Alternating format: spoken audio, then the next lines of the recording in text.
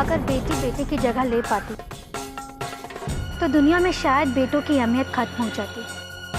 बेटा सपूत हो या कपूत, माँ बाप की आस हमेशा उसी पर टिकी रहती है। ऐसे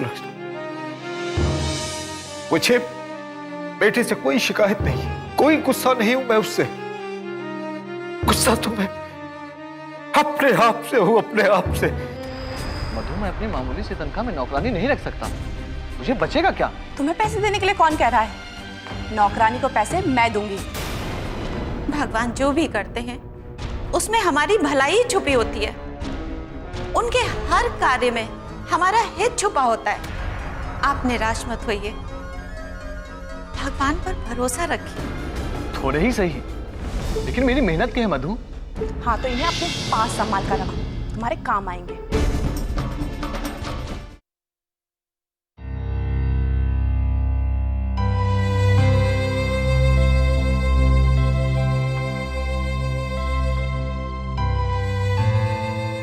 आज मुझे मालूम पड़ा कि इसकी कलाई पर राखी बांधकर मैंने राखी का भी अपमान किया है। बस दीदी बस, कहीं ऐसा ना हो जाए कि आज भाई और बहन का रिश्ता ही खत्म हो जाए।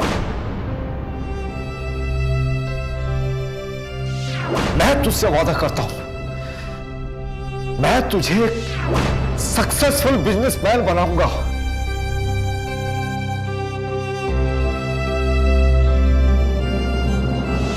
तुम्हें मेरे घर के मामले में बोलने का कोई अधिकार नहीं है। जाओ और जाकर अपना घर देखो, कोई तमाशा नहीं चल रहा है यहाँ। जब रिश्ते पास होते हैं तो हमें रिश्तों की कदर नहीं होती, टूटते हैं तो फिर इतना दर्द क्यों होता है?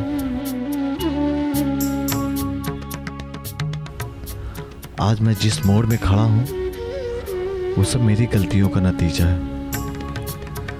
मुझे अपनी गलतियों का प्रायश्चित करना पड़ेगा। मम्मी पापा, मैं आपका बेटा था और रहूंगा। नहीं रह सकता मैं आप लोगों के बिना। तरस रहा हूं आप लोगों से मिलने के लिए।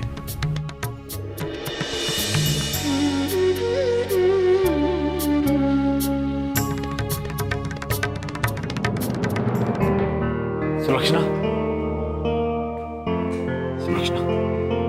आज तुम्हारी भक्ति, तुम्हारी आराधना और तुम्हारी अटूट विश्वास की जीत हुई। मैं हार गया। आप क्या कह रहे हैं? मुझे तो समझ में ही नहीं आ रहा। सुलक्षणा, मुझे मेरी कंपनी ने फिर से मुझे मैनेजर बना दिया है और घर भी दिया है, और ये उस घर की चाबियां हैं। ये तो बहुत अच्छी बात है। भगवान का लाख लाख शुक्र है कि उसने मेरी प्रार्थना सुन ली। कितने दिनों बाद मैंने आपके चेहरे पर इतनी मुस्कुराहट देखी है। ईश्वर आपकी ये मुस्कुराहट हमेशा कायम रखे। तुम्हारी भक्ति ने, तुम्हारे हौसले ने मुझे एक बात की तो नसीहत दी कि इंसान को जिंदगी में कभी उम्मीद नहीं हारनी चाहिए। इंसान को हमेशा अपने कर्म पर विश्वास रखना चाहिए। ईश्वर हमेशा उसे फल देता है। इंसान को गुजरे हुए वक्त के बारे में नहीं सोचना चाहिए, क्योंकि गुजरे हुए वक्त की यादें उसके पैरों में बेड़ियां बनकर उसे आगे नहीं बढ़ने देती। लेकिन इंसान को हमेशा आगे बढ़ते रहना चाहिए। मंजिल ठहरने से नहीं, चलने से मिलती है। तुम ठीक कह रही हो सुलक्षणा। कल हम इस कमरे को छोड़कर चले जाएंगे, लेकिन इसकी यादें हमेशा रहेंगी, क्योंकि इसी कमरे से हम अपने नई जिंदगी की शुरुआत कर रहे हैं। एक हम है जिसे इस कमरे को छोड़ते हुए दुख हुआ, एक वो है जिसे हमें बेघर करते हुए भी दुख नहीं हुआ। लेकिन हम सबको क्षमा कर देंगे। हम अपने दिल में अपने बहू बेटे के लिए कोई भी रंजिश नहीं रखेंगे। ये कमरा छोड़ने से पहले हम मंदिर जाएंगे। ठीक है।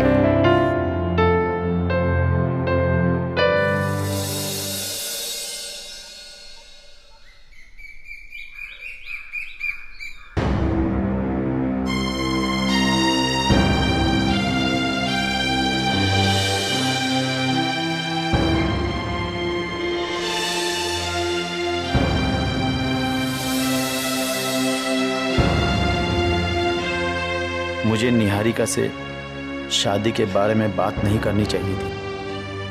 मुझे निहारिका से माफी मांगनी चाहिए। अश्विन जी,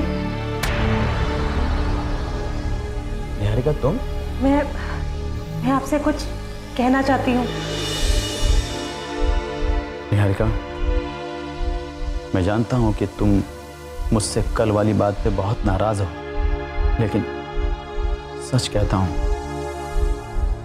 मेरा इरादा तुम्हारा दिल दुखाना नहीं था। मैं तो तुम्हें सुखी देखना चाहता हूं।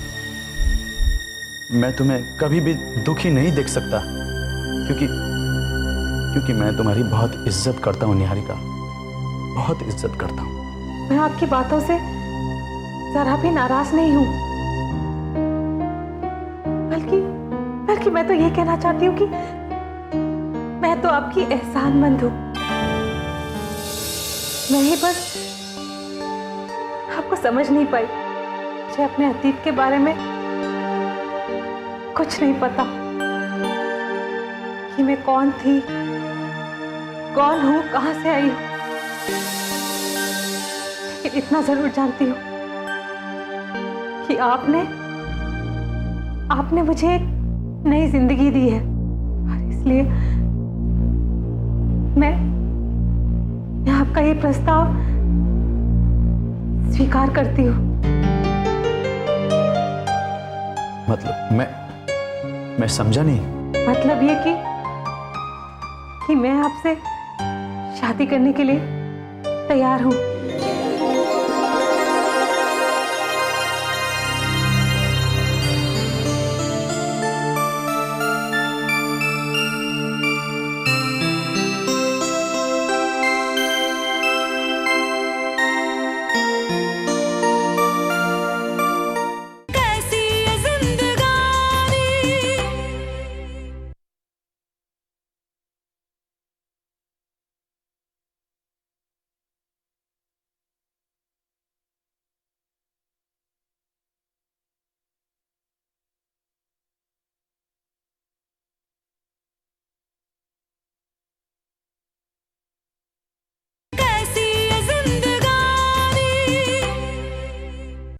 हे प्रभु, ये सब तेरा चमत्कार है, सब तेरा।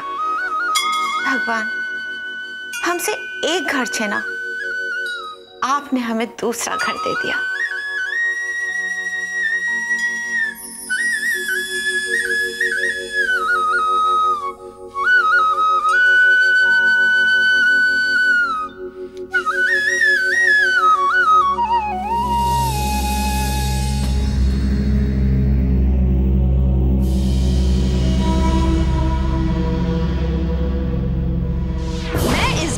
मालकिन हूं।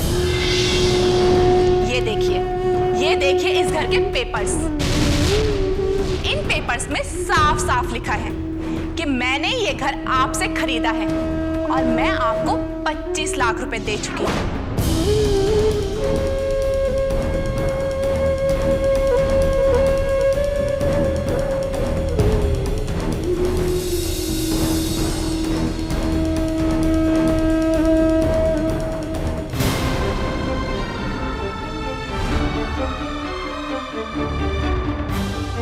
सुलक्षणा, जिन लोगों को याद करके तुम ये आंसू बहा रही हो, उन लोगों की नजर में तुम्हारे इन आंसुओं की कोई कदर नहीं है।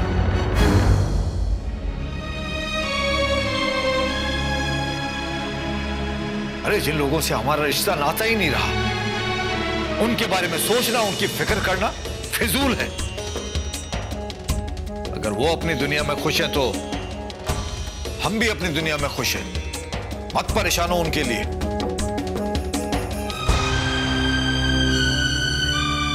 मैं एक माँ हूं, पत्थर नहीं, और चाह कर भी अपनी ममता का गला नहीं घोट सकती। माँ बेटे का रिश्ता ऊपर से भले ही टूट जाए, लेकिन दिल से कभी नहीं टूटता। और उस मधु को कैसे भूल जाऊं जो मेरे बेटे का अरमान थी। उसे हम बहू बनाकर नहीं बल्कि बेटी बनाकर इस घर में लाए थे। अरे नाम मत लो उस मधु का। जो लड़की बहू बनकर यहाँ से अपना रिश्ता नहीं निभा सकी उसे तुम बेटी कह रही हो। उसे बेटी कह के तुम बेटी शब्द का अपमान कर रही हो। अब रिश्ता अच्छा हो या बुरा, रिश्ता तो है ना। सुलक्षणा, मधु से हमारा कोई रिश्ता नहीं है और ना ही उसके पति से। अरे चाकू मारा है उन्होंने मेरे सीने पर, चाकू। जिस लड़की को तुम बेटी कहते कहते तुम्हारी जुबान नहीं थकती थी, कितना अपमानित किया उन लोगों ने हमें। खड़े खड़े हमें घर से बाहर निकाल दिया। अरे जरा भी तरस नहीं खाया उन लोगों ने। मधु चाहे कैसे भी निकली हो, उसने हमारे साथ कैसा भी बर्ताव किया हो, लेकिन राजेश तो हमारा बेटा है ना। मेरा दिल कहता है कि वो निर्दोष है, वो हमें बहुत याद करता होगा। बस बहुत हो गया। उनकी याद में अपने आप को घुलाने की कोई जरूरत नहीं है। और आज के बाद राजेश और मधु का नाम इस घर में नहीं लिया जाएगा।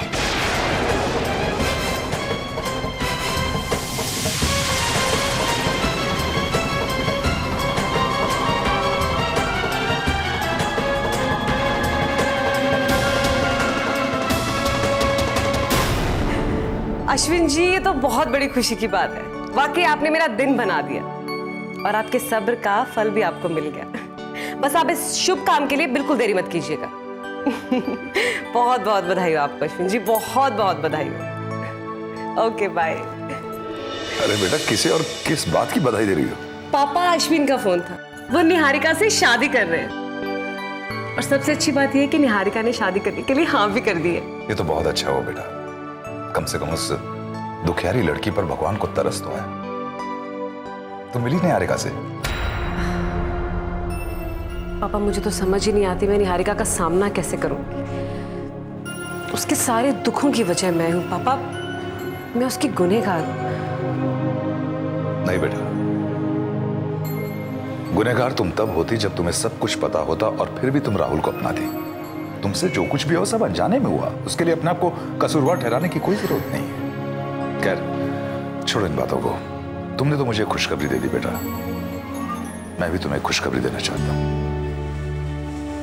निहारिका का कन्यादान मैं करूंगा। सच पापा? थैंक यू सो मच पापा।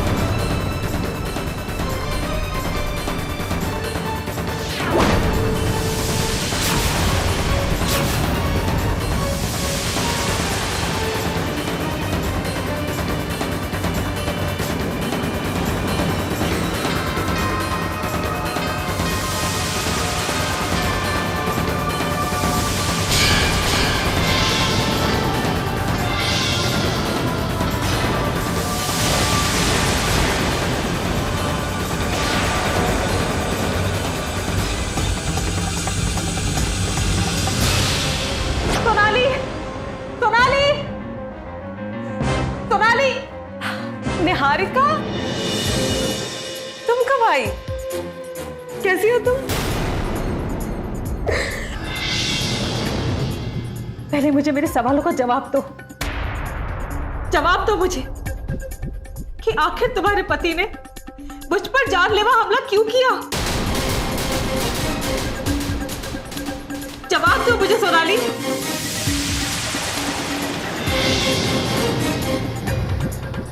क्या बिगाड़ा था मैंने तुम्हारे पति का जो उन्होंने मुझ पर कातिलाना हमला किया? मुझे सब याद आ गया कि तुम्हारे पति ही आए थे मेरी जान लेने के लिए। बोलो सोनाली, क्यों? निहारिका, तुम्हारी याददाश्त वापस आ गई निहारिका। ऊपर वाले का लाख लाख शुक्र है। ये वक्त खुश होने का नहीं है। मुझे बस मेरे सवालों का जवाब चाहिए कि उन्होंने ऐसा क्यों किया। जवाब दो मुझे सोनाली। निहारिका,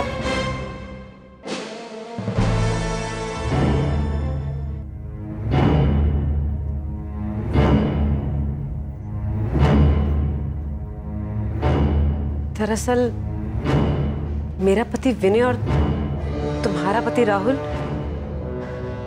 एक ही शख्स के दो रूप हैं।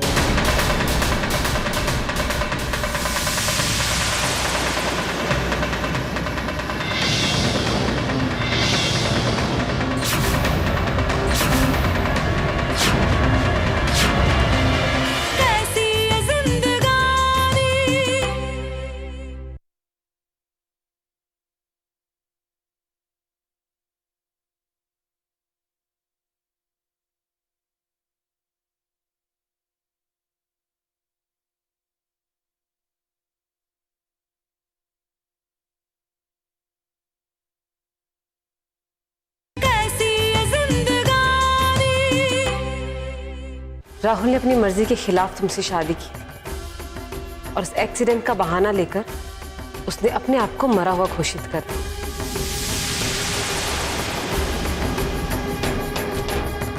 और फिर उसकी जिंदगी में मैं आ गई। उसने मुझे अपने प्यार में फंसाया, मुझसे शादी कर ली और शादी के बाद हम दोनों मॉरिशस चले गए। लेकिन पापा के कहने पे हम इंडिया वापस आए और यहाँ आके मेरी दोस्ती तुमसे हो और ये दोस्ती विनय की आंखों में बहुत खटकती थी। इसीलिए तो मेरे जरिए वो तुम पे शादी का प्रेशर डालने लगा और जब तुमने शादी से इनकार कर दिया तो उसने तुम्हें मारने की कोशिश की। इस हमले में तुम कोमा में चले, लेकिन भला हो अश्विन का, इसने सारे सबूतों के साथ राहुल को गिरफ्तार करवा दिया। और निहारिका, उसने तुम्हारी भी बहुत देखभाल किया हॉस्पिटल। राहुल तुम्हारी और मेरी दोनों की तबाही का कारण था, इसलिए मैंने उस शख्स से सारे रिश्ते तोड़ दिए। जिस इंसान को मैं देवता मानकर पूछती रही मेरा कभी था ही नहीं। इतना बड़ा धोखा, इतना बड़ा धोखा।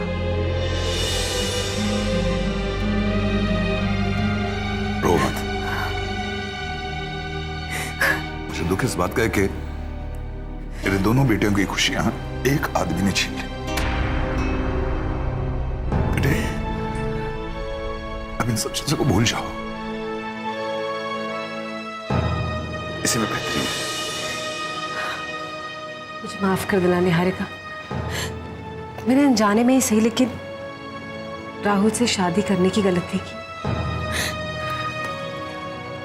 तुम क्यों माफी मांग रही हो? इसमें तुम्हारी क्या गलती है?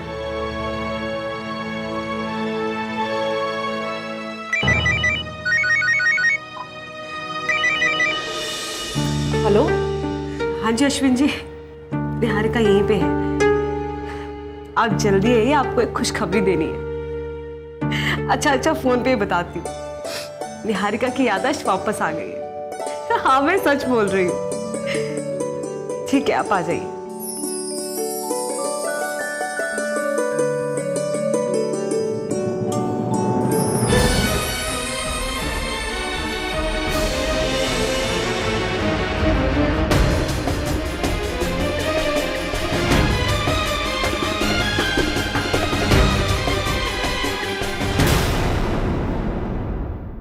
इस तरह के फर्जी एग्रीमेंट रोज बनते हैं मधु। मैं जानती थी कि तुम यही कहोगे। बेटा आज अगर तुम जिंदा हो तो सिर्फ और सिर्फ अश्विन की वजह से। तुम्हें अश्विन जैसा सच्चा प्यार करने वाला इंसान पूरे जीवन में नहीं मिलेगा। तुम बाप बनने वाले हो तो हमें क्यों बताने आए हो? क्या लगते हैं हम तुम्हारे? तुमसे तो हमारा रिश्ता उसी दिन खत्म हो गया था जिस दिन तुम भी अपनी पत्नी के साथ उसके करतूतों में शामिल थे। तुम्हारी हिम्मत कैसे हुई? किस अधिकार से तुम अबॉर्शन करा रही हो?